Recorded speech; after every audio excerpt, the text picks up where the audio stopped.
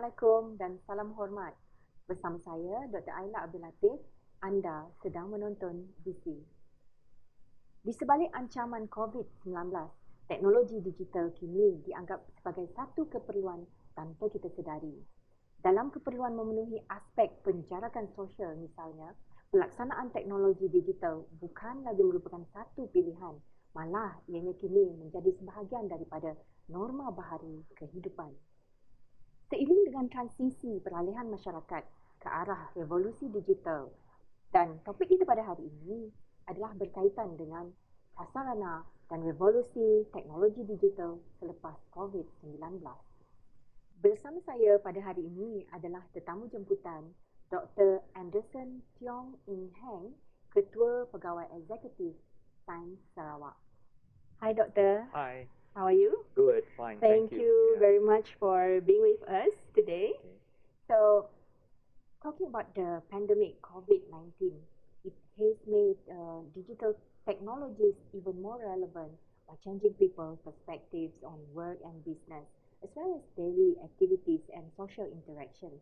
With this all radical shift to digital technologies and capabilities, what actually the types of business or industry that you think will benefit most in the wake of this crisis? Now, this pandemic period, a lot of companies are forced to do the business differently. And I find out that especially like grocery stores, farmers, they are using Facebook and WhatsApps to reach out to their customers, right? Now, during lockdown, I actually personally purchased vegetable and fruits directly from farmers and have them delivered direct to my for free to my house. So before pandemic, we have to take times on the weekly basis. We do grocery, right? So that is a big change. And the other thing is with these fintech apps, Sarawak Pay, we don't need to use physical cash, and we can use Sarawak Pay to do transaction. It is so easy, and the good thing is we have cashback. When we use Sarawak Pay, and we will get cashback and a certain percentage. And overall, it makes the product, the purchasing easy and cheaper, in fact. Yeah. That's interesting that we start to know a lot of things that we can do on our own, and we have direct transactions and interactions with the people, which is the producer of the business itself. Exactly. Okay, so maybe it's not the same magnitude in all industries, but we can see that digital technologies play important roles in changing the landscape of traditional office settings, like people can start to work from home or work remotely. But what would be the pros and cons of this new arrangement? All right. In fact, I would see this pandemic as a perfect storm that forces organization to work innovatively, to work differently, in order to continue their business operation. Now, a lot of organizations during pandemic period, because of social distancing, they have to work at home. We have split teams, Team A and Team B. I think a lot of organizations were doing that. In other words, the team will still be able to work, especially in IT industries. A lot of these employees, they can work at home. Say, for example, software developers and so forth. Now, with the help of these video conferencing tools, they will be able to meet, they will be able to carry on with their work remotely. And I find it quite interesting and quite productive. And in the old days, when we go for meetings, we have to travel. And the travel time will take about half an hour to 1 hour, depending on the traffic situation.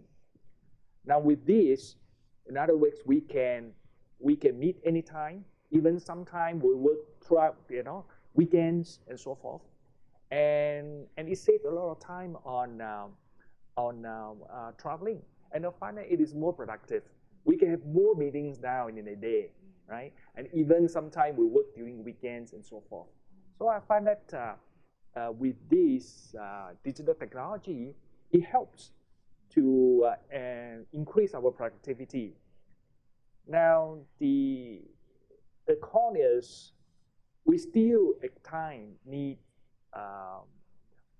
human touch. We still need to go back to the office. We are social beings. We need to socialize. We need to interact. So once in a while, we still need to go back to the office so that we can see, we can feel the persons, right? Okay, so it is like I would say, in a way, we're still productive at work, despite the social distancing and new norms. But we still need to have socialize with people in different ways in order to make us feel motivated as a human being. Yes, we are emotional beings, so we still need to interact. We still need to socialize, right? So the kind of feeling that we cannot get from video conferencing, right? So say for example, you and I are talking here. There's a lot of information. I can receive a lot of information, your reaction, your response to my question and so forth. All this come with a feeling. So we need that interaction that helps us to be able to integrate all the knowledge to improve us.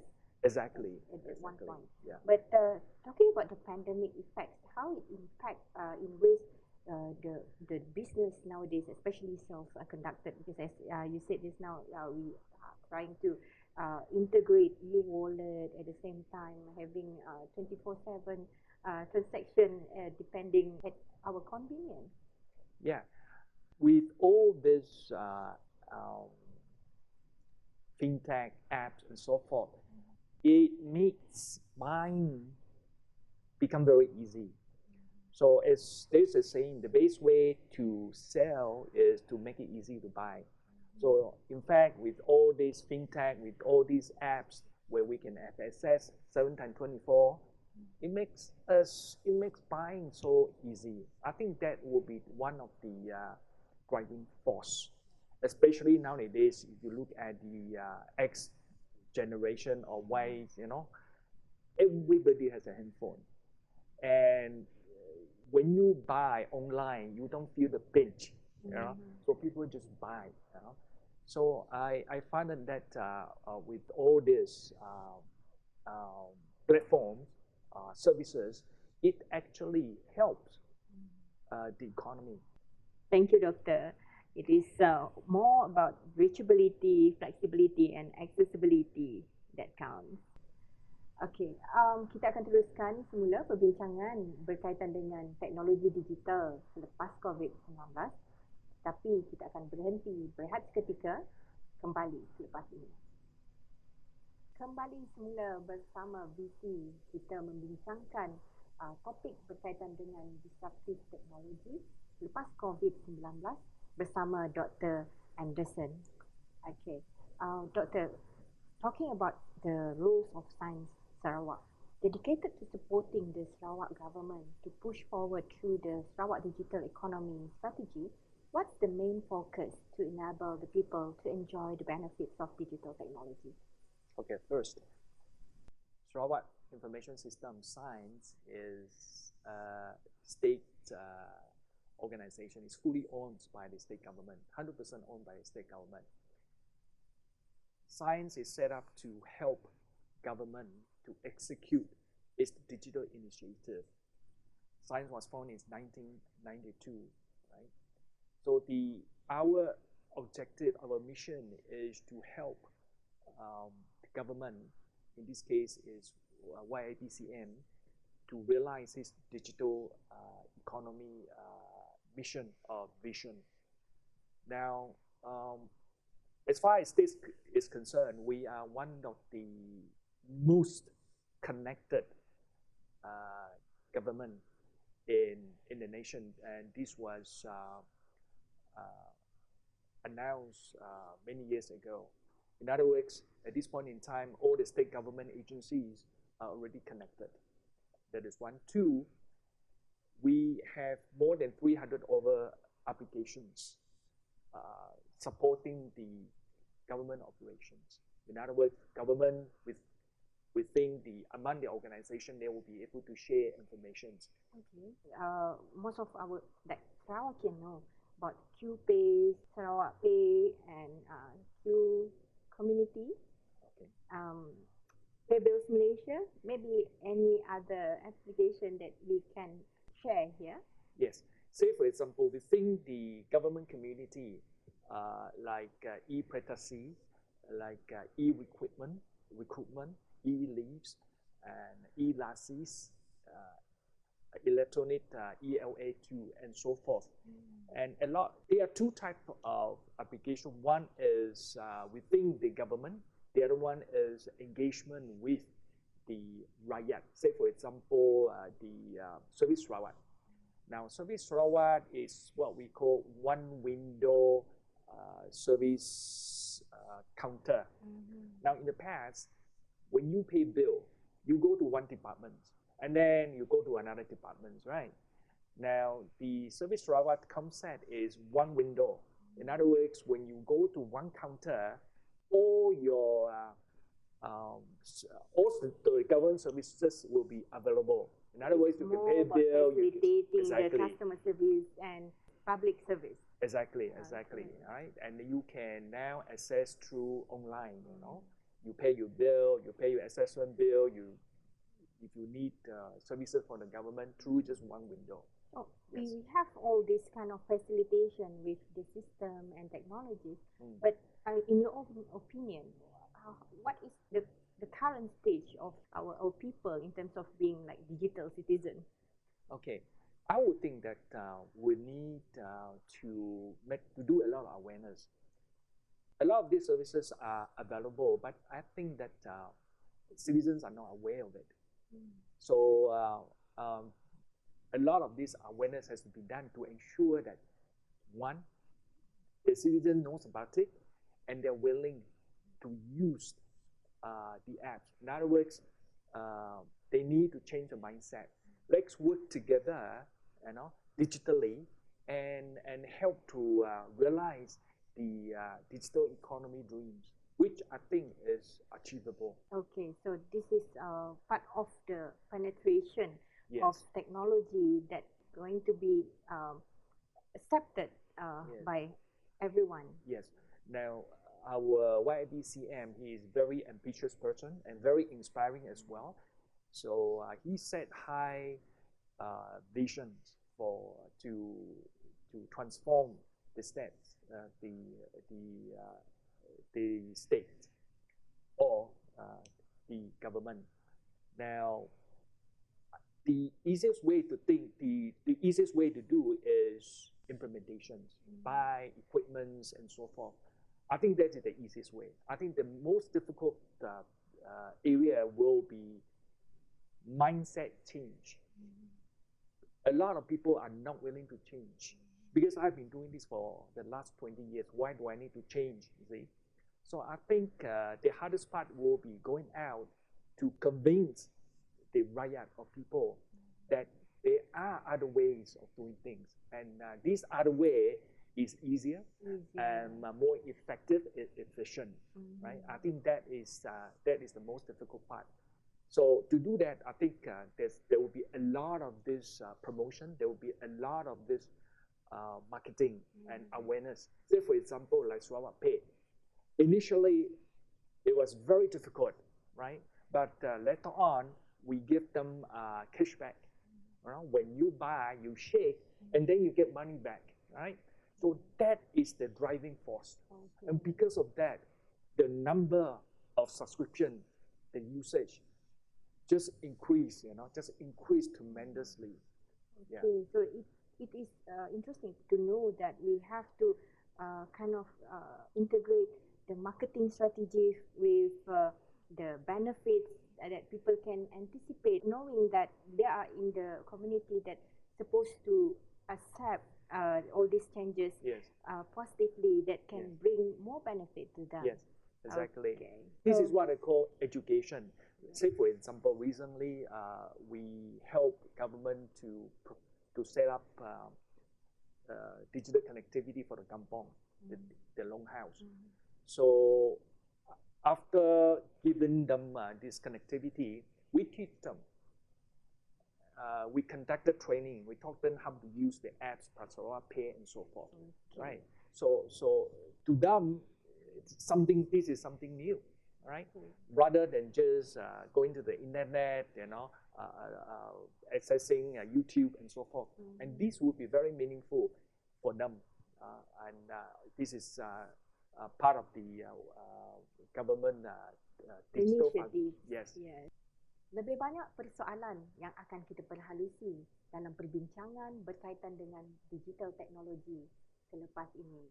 Kita berehat sebentar, jangan ke mana-mana. Kembali semula bersama VISI dalam perbincangan berkaitan dengan digital teknologi dan transisi perubahan selepas COVID-19. Okay, Doctor, we're talking about in terms of sustainability strategies. What's next in the planning to ensure that we are aligned with the global digital trends? There are three elements. First is digital connectivity, network platforms, and security. Now, without connectivity, digital connectivity, there will be no communications. So I think the states have put a lot of focus in the building or development of connectivity. Now, I'm talking about Sarawak context. So there's a lot of work need to be done, especially on the rural communities, because we do not want anybody to be left out. So there will be a lot of work in digital connectivity on the rural part. Once that is done, then the next thing is about how can we help them to interact. Basically, this is what we call the software part. Setting out the network platform. This would allow them to communicate and to interact. Say, for example, now in the kampong, they can sell direct to the consumer by going to the platform, right? And once we have that means to help them connect between producers or the farmer to the customer or the consumer, the next thing is about security. We have to ensure that they are able to transact securely on their platform. In other words, their profile, the data has to be protected at all times. Yeah. So it's all about data management and data security. Exactly. Okay, Doctor, for the last one, in terms of the future impact in the long run, how can this digital transformation can make positive contribution? Now, I am hoping that the 5G will come sooner than later. With that kind of infrastructure, with that kind of access, I would think that life will be a lot different. In other words, there's a lot of things that we can do remotely, a lot of things I can do at home. I'm imagining a situation where I can do things at home without going out. Our kids can stay at home, can receive the same kind of educations, and I can bring health service to my home rather than queuing at the clinic or at the hospitals. And I can do shopping just as real as if I were in a supermarket myself, with virtual reality and so forth. That's why, in other words, I can do everything at home without going out. So these are the vision. Being the digital society. Exactly. And it makes us enjoying more positive environment. Yes. With good and promising situations. Yes. For our next generation. Exactly. Yeah. Right. Okay, Doctor, last but not least, for today, if you can share on digital aspiration for the nation. Right. This is a huge task to transform from traditional economy into digital economy. And I urge all Slovakians to come hand in hand with SAINS. I hope that SAINS basically will play a pivotal roles in helping government to implement or execute those digital initiatives. But SAINS cannot do it alone. This is not the sole responsibility of SAINS. It is each and every one of Slovakians' responsibilities, because this is going to be our transformation, right? For the betterment of Slovakian.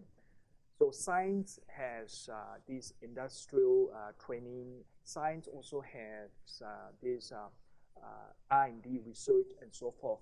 And especially for the rural communities, we'll welcome them. We'll welcome them to come and we can work with them, right? And we also conduct training for the rural users on how to use certain apps, okay? Slovakian naturally is very innovative, very creative. So we would like to provide that avenue to attract all Slovakians, right? Whether it is kampong, urbans, or Slovakian outside of Kuching or Malaysia to come. Let's come together and make this Everybody happen. can take this opportunity to Exactly, contribute because this is to our homeland. digital society. Exactly. Come back and contribute and make this a reality. Okay, yeah.